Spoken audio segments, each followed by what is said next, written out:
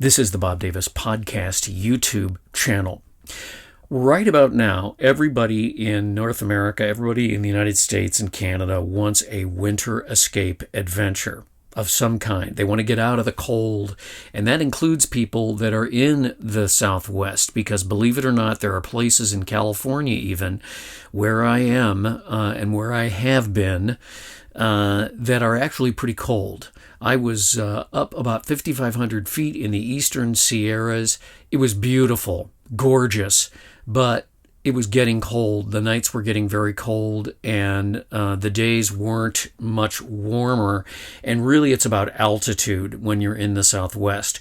So my little adventure took me from the eastern Sierras all the way down through San Diego, where I had hoped to find a little bit warmer temperatures, all the way east along the US 8, all the way over to the deep southwestern corner of Arizona, where I am currently ensconced at the Organ Pipe National Monument, which is actually pretty warm day and night. And we're going to talk about that in this video. There's a lot of stuff to talk about, a lot of elements to talk about, which I will get into. But I'm going to take you from the challenge, the adventure, if you will, of making decisions that we nomads often make, traveling from one place to another. We hope that they're going to be short trips, and sometimes they turn out to be a lot longer. Some night driving and some very frustrating moments in this podcast, this video that I'm doing about getting from one place to another and finding a place where you can be accommodated and finding a place where you can do the things that you need to do. Just the basic, simple tasks, as well as if you're doing media tasks like uploading and things of that nature that turn into nightmares in a way, because if you don't think it through and if you don't plan ahead, it gets a little crazy. Here in Mobile Podcast Command, you can see, if you're watching, that I've got my insulation up at various parts of the vehicle, because it gets cold at night, even in the southwestern corner of Arizona. So I don't like winter. One of the reasons, and I'll talk about this later on here, one of the reasons I started doing nomad travel was I just couldn't take the winters anymore. I talk about how I was raised in the upper Midwest, so, cold winter, 30 below, 20 below. I'm no stranger to that. But after a certain point in your life, you're just like, I can't take this anymore. There's no reason to do this. And the reason that I decided to become a nomad, part of the reason was that I could chase what I refer to as endless summer.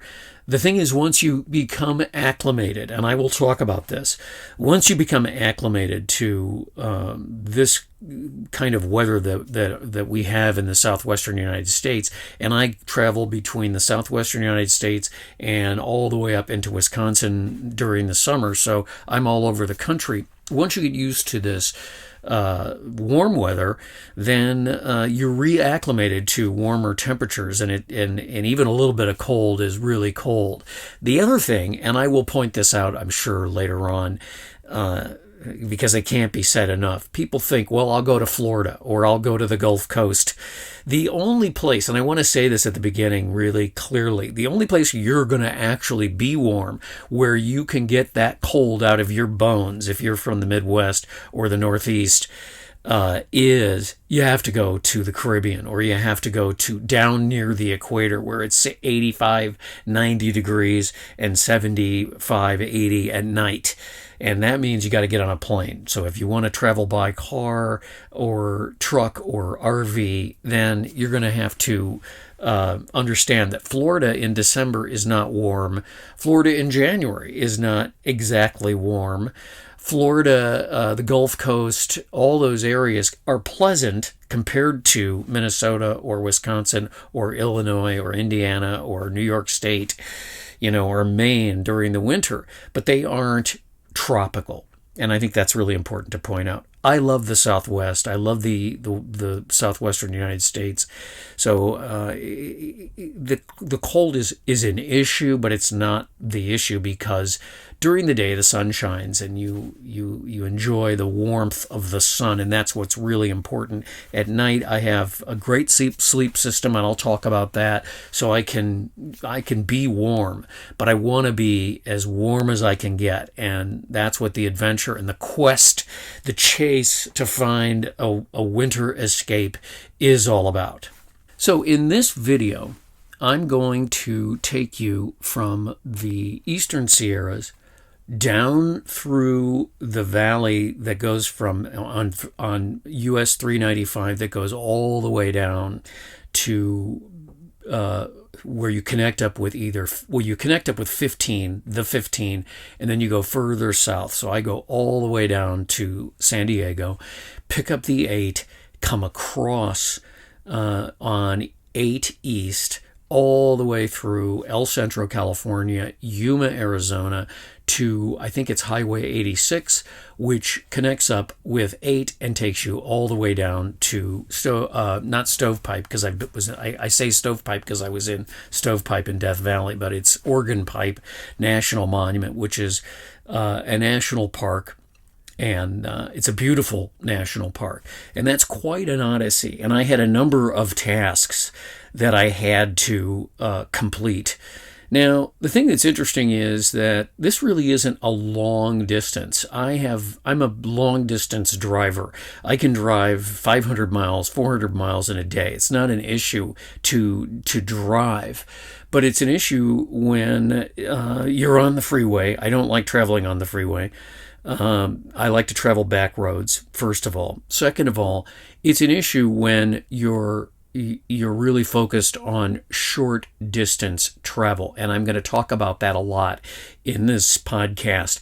This idea that we're doing low and slow short distance travel, 50 to 100 miles at a time, settle in, stay for a couple of days, a few days, move on to the next location.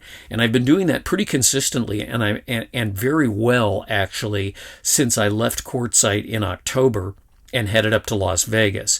So there's this whole odyssey that I was on, going up to Las Vegas to pick up a catalytic heater, which turned out to be something I had to return.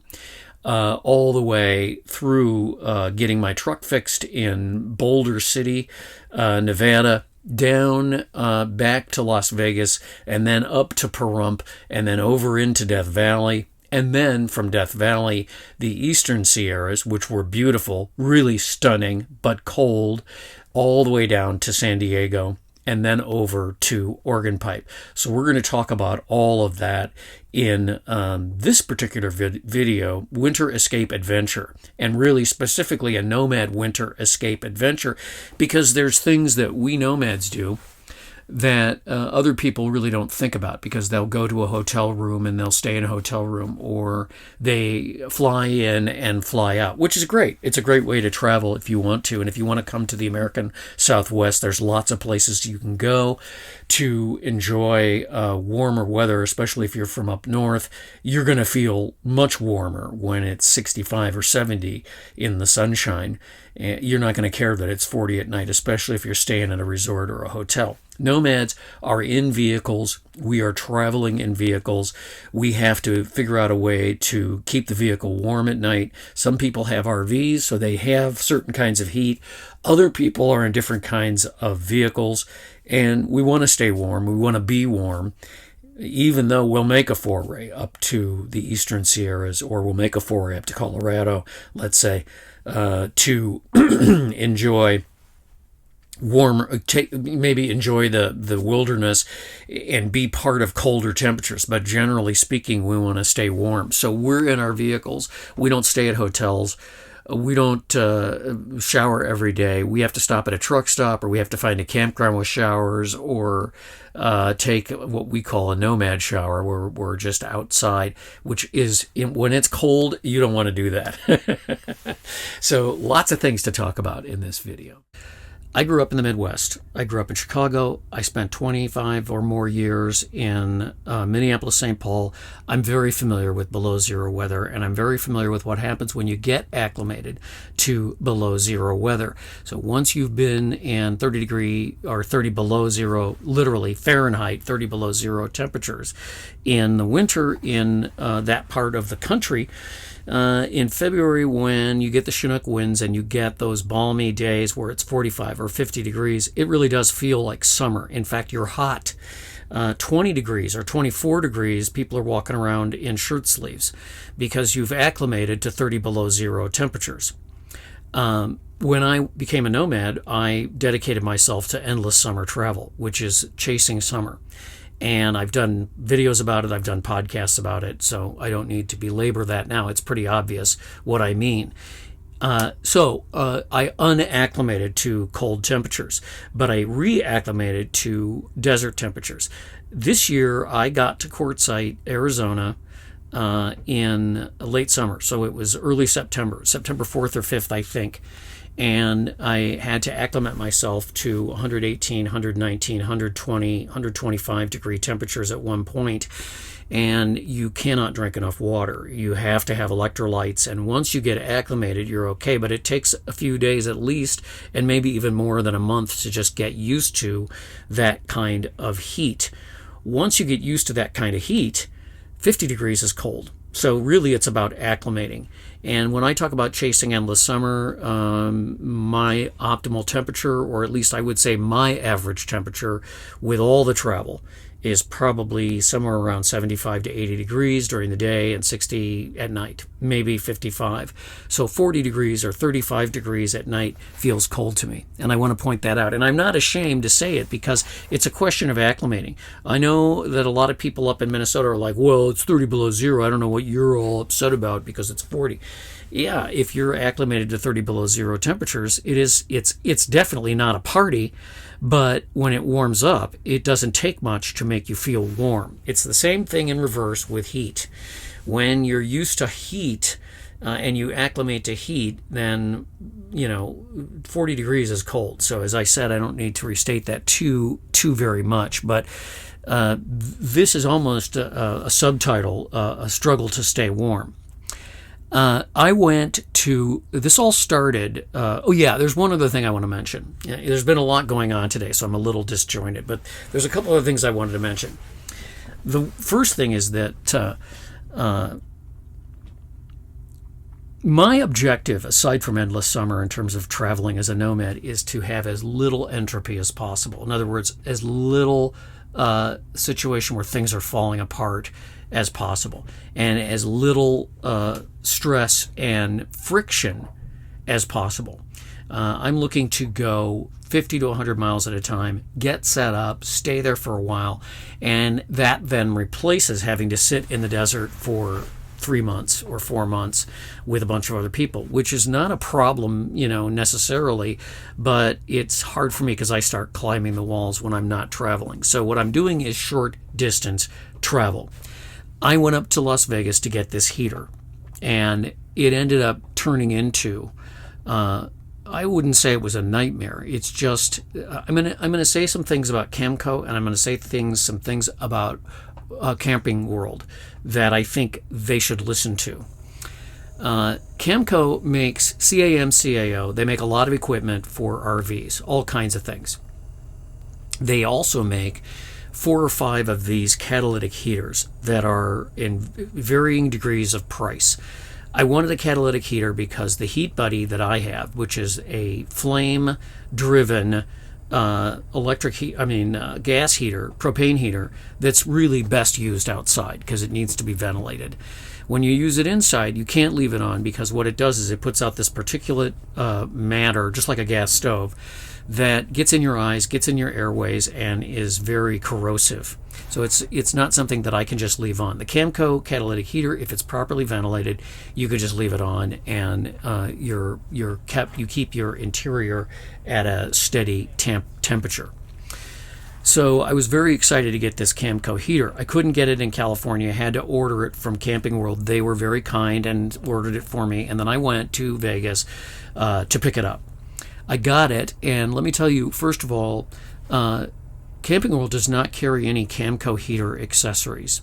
So you need a pressure regulator to go onto your propane tank, and you need a certain type of hose. I have a certain type of hose that fits into the Heat Buddy. I do not have the hose that fits into the Camco heater. So the guy at Camping World was very kind and said, you just go up the road to this place that makes hoses. Well, I made like 3 trips to the place that make hoses. I had to go get a pressure regulator and a bunch of other stuff. The Camco directions are terrible. And, of course, Camping World should have carried all that stuff so I could just get all that stuff there, but they don't. So at the end of the day, I got everything hooked up, and this particular unit leaked propane, and it was virtually unsafe and unusable. So I tried to fix it. I spent 3 days messing around with it, and finally I got up on a Sunday morning and just said, boom, checked to see if Camping World was open, went back and said, I have to return this. Didn't have the box or anything. They took it back. It was fine. So that was a complete waste of time, in other words, going to Las Vegas. The only good news about it was I got my truck fixed up in Boulder City, and there's podcasts about it, there's videos about it that you can watch if you are interested or if you already have watched. So I had always intended this winter to go to Death Valley, and I was going to go to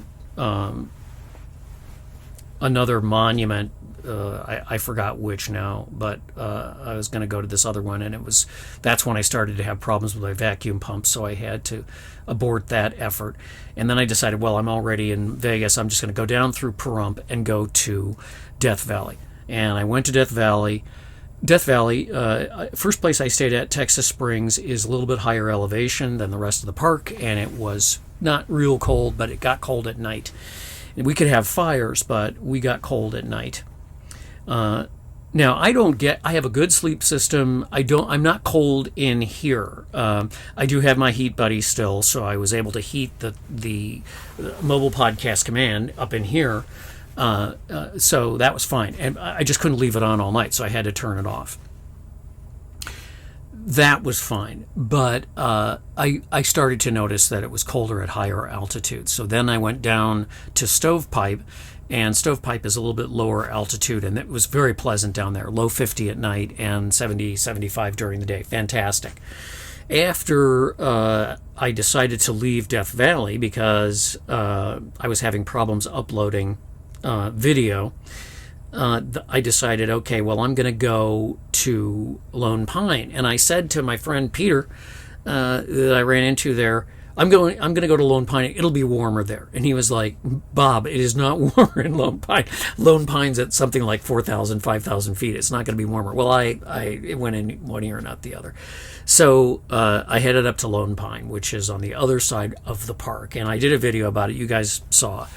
So you've seen Lone Pine. There's a campground up there called Tuttle Creek, and it's in the Eastern Sierras, and it's fantastic, and I loved it. It's just that it's at 5,500 feet, so if there's any cool air in the upper atmosphere, or if it starts to get cold, it's forget it. You're going to be cold. So I have all the equipment that I need to stay warm. So I don't want a bunch of messages in the comments about here's what you need to stay warm. I have all the camping equipment to stay warm. I just don't want to be cold. That's it. So that's when I decided that what I was going to do was 2 things. This is where we get into trouble with tactical decisions. I had 2 problems. One, I had video I had to upload. I don't have Starlink. I'm considering getting it, but it's expensive. And 2, the go-to solution is to go to a Starbucks and upload from the Starbucks. And I had gone to a Starbucks on the 15 just west of Las Vegas, which had pretty fast internet, and it was fine.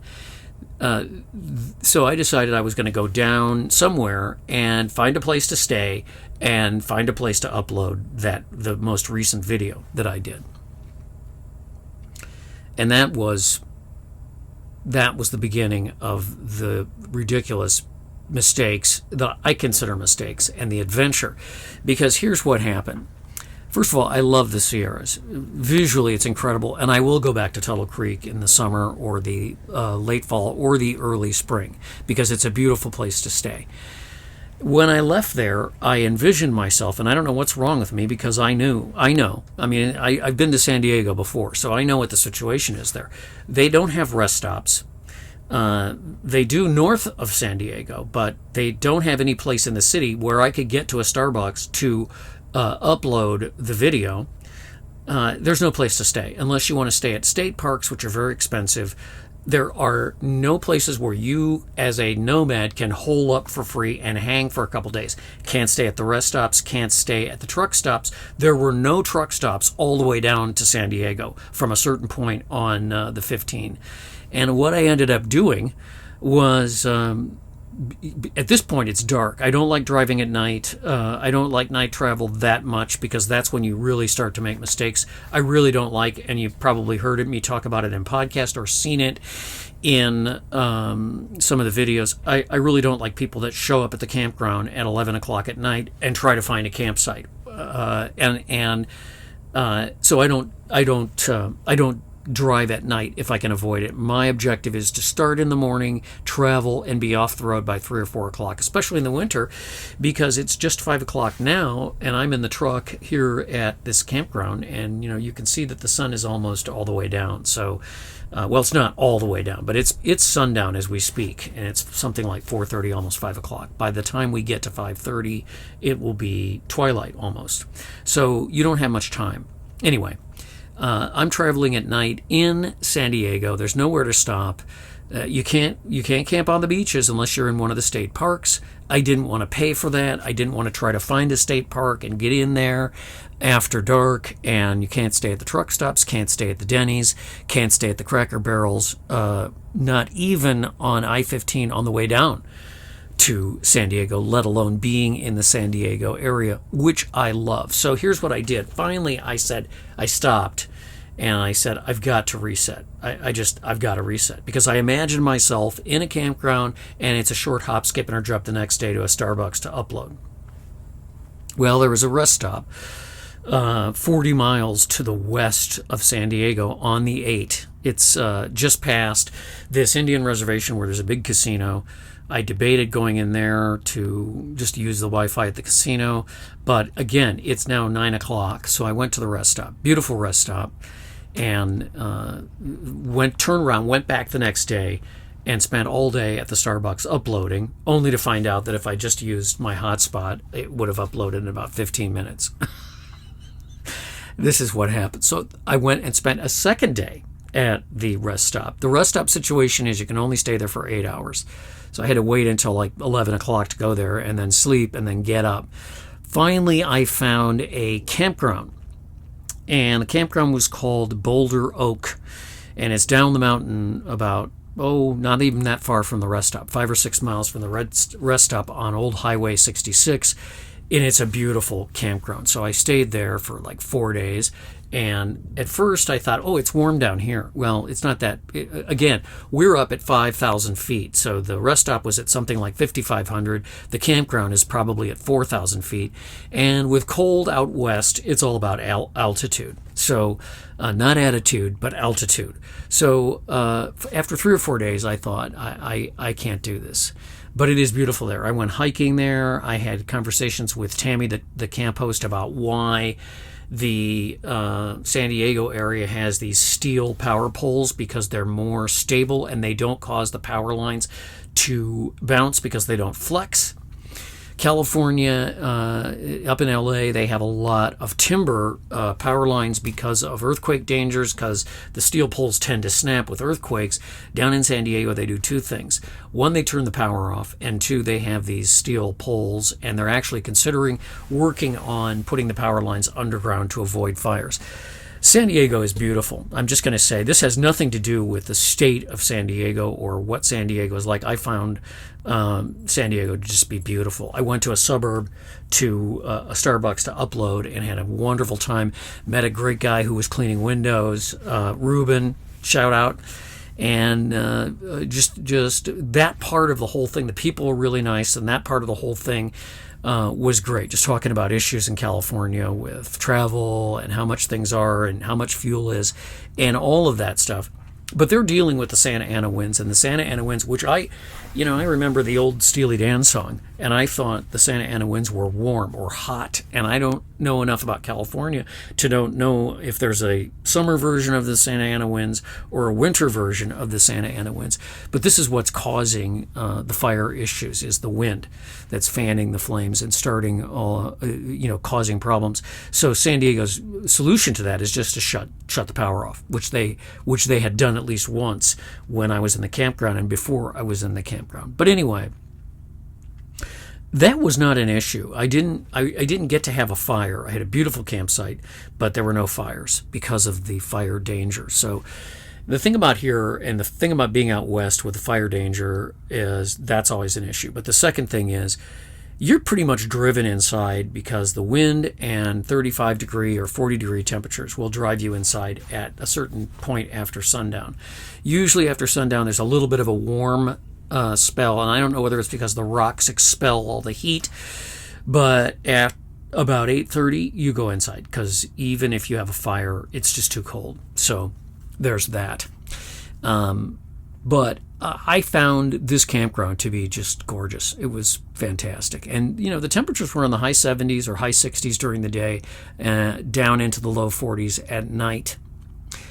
So at this point, I'm thinking about how just very cold it is at night, even with the sleep system, even with the heat buddy heater and all of those things. It's just not super comfortable.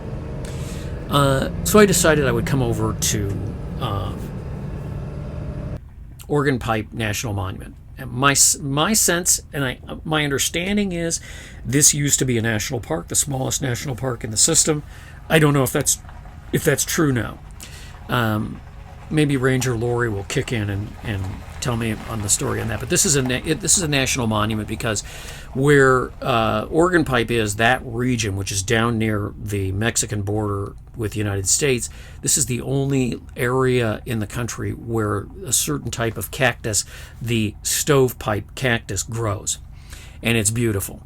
So I love it here. I've been here a couple times. When I was here before I spent New Year's Eve 2021 here, or 2020, and going into 21, which was right before my mother died. And this was right after I had gone out on the road. So literally 4 years ago, almost exactly, I was here in Organ Pipe, and it was cold. It is not that cold here now. But the quest for warm weather is kind of what drives the adventure. And so now I want to talk a little bit about the adventure. The adventure for me is, as I told you, I like to, and as I mentioned in other podcasts, I'm doing this short distance, low entropy, low friction travel. So this whole thing with San Diego coming down so in one day I went Lone Pine to San Diego. And it seems like a long way, but it's really probably 150 miles. And I ended up driving at night. It was very frustrating. So the whole idea is to take short distances. So by this time, after getting the podcast uploaded, driving 80 miles back and forth to the rest stop twice, I was really in a frustrating situation, and I decided, okay, I want to go somewhere where I can light and do a new video, and that happened to be Organ Pipe. So my plan was I was gonna stay someplace around Yuma one night and then go on to Organ Pipe in a day. Well, I got on recreation.gov and I made my reservations, and I realized that I made my reservations for the same day that I was traveling all the way from San Diego. So we're talking now about 250 miles. Now, here's the thing about nomad life.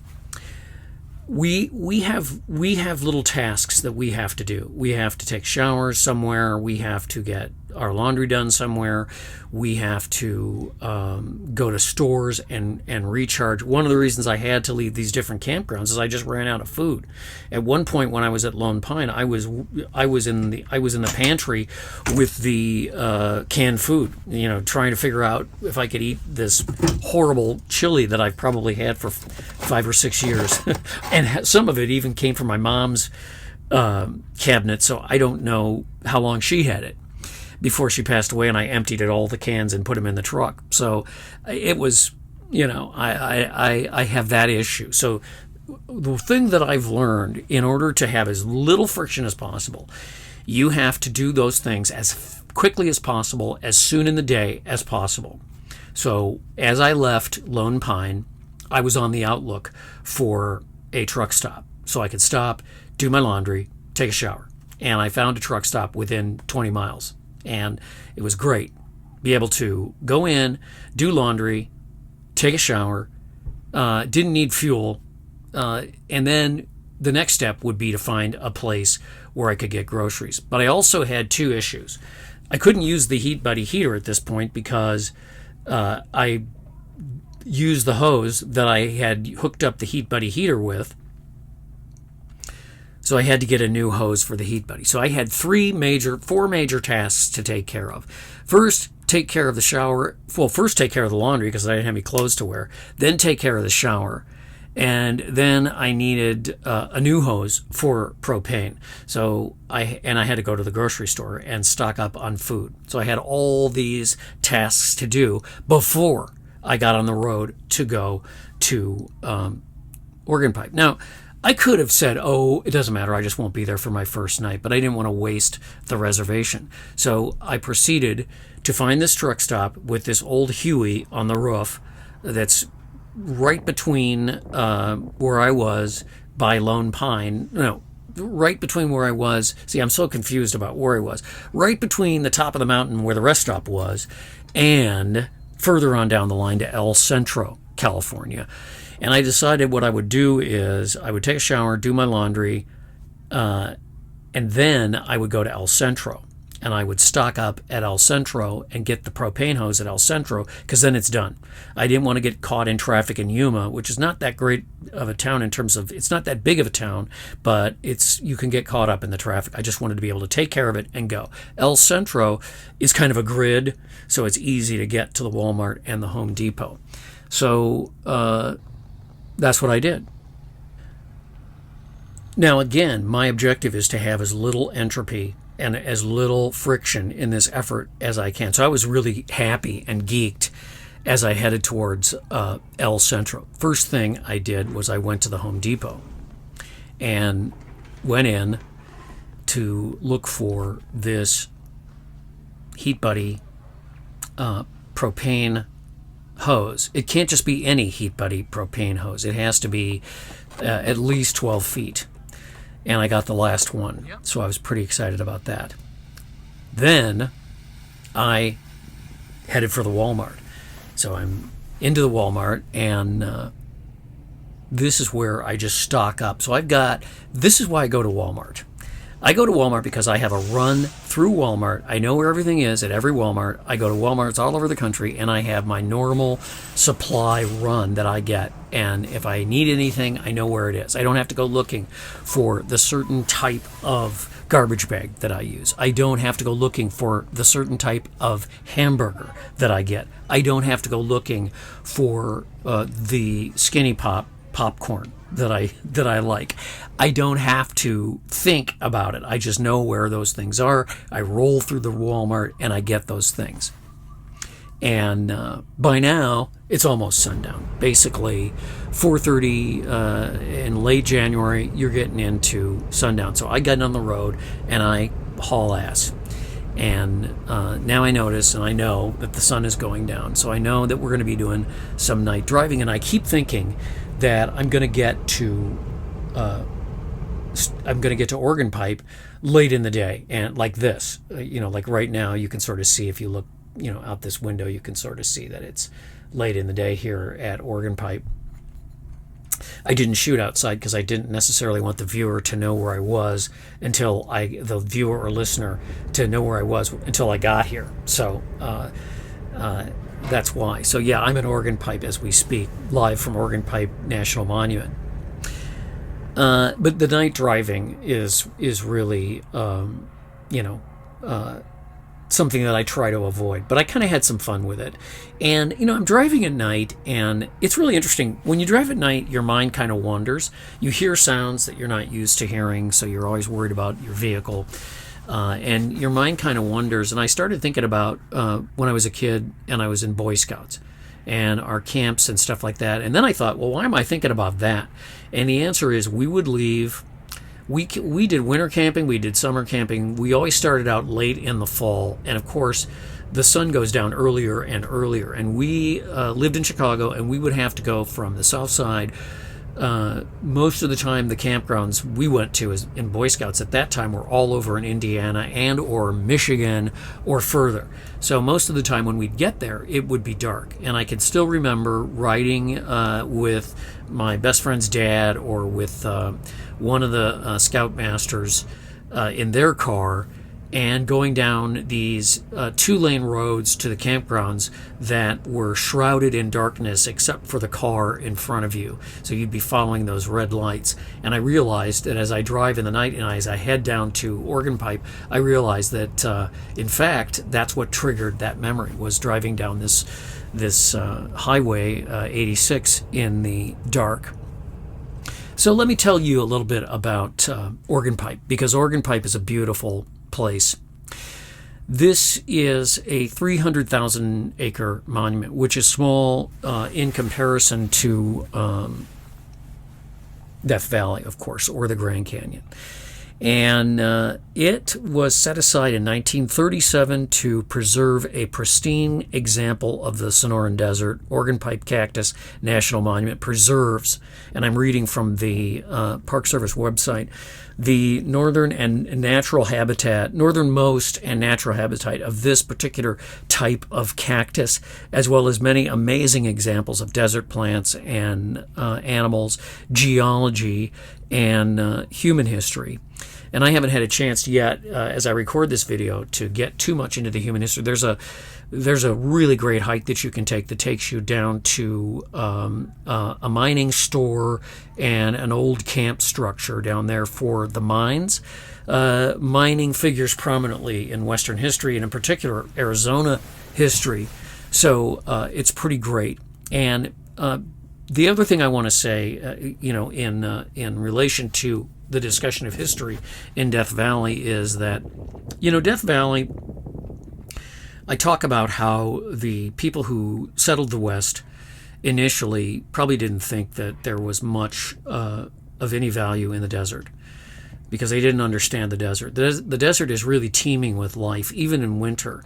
There's all sorts of animals, there's all sorts of plants, and of course these cacti are really efficient at processing water. A lot of the cactuses that you see are hundreds of years old, some of them well over 100 years old, just like you would see a king pine in a national forest up in New Hampshire, or a huge pine in the forest where I stay in Wisconsin that's probably 150 or more years old. Some of these cactuses are really, really old.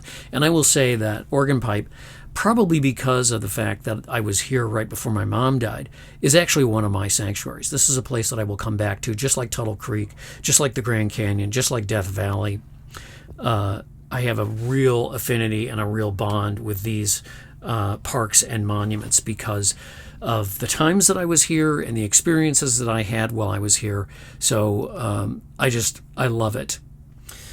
Well, it's getting late. As you can see, the sun is starting to set. It is, close to 5:30 here. It's beautiful. I'm going to get my pans out and make something delicious.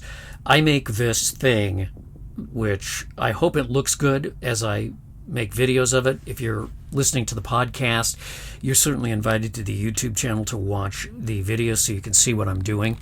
But what I do is I have hamburger. I take the hamburger and cook it up with onions and, in this case, serrano peppers and other spices, basil and so forth.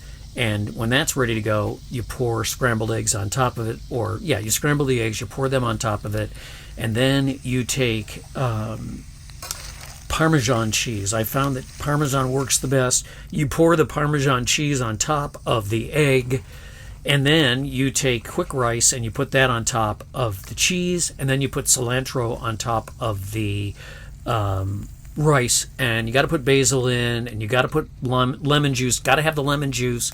Got to put that in there. You put it all in. You cover it, and then everything kind of cooks up, and you've got yourself a one-pan meal that is fantastic. So I'm going to get ready to do that. I just want to say real quick, thank you for the subscriptions, both on YouTube as well as subscriptions at the BobDavisPodcast.com. But I appreciate the subs on YouTube. I appreciate the comments, generally speaking. But I really appreciate the views for the videos. The video channel is growing, and I'm doing longer form videos, which gives you a little bit of a chance, if you're watching on YouTube, to see what I'm doing. And then, of course, if you want to listen to the audio podcast, you can do that at the BobDavisPodcast.com. I'll put links to the podcast in the description box below for you guys on YouTube. And for you guys listening on the audio podcast, the Bob Davis Podcast YouTube channel is at Bob Davis Podcasts.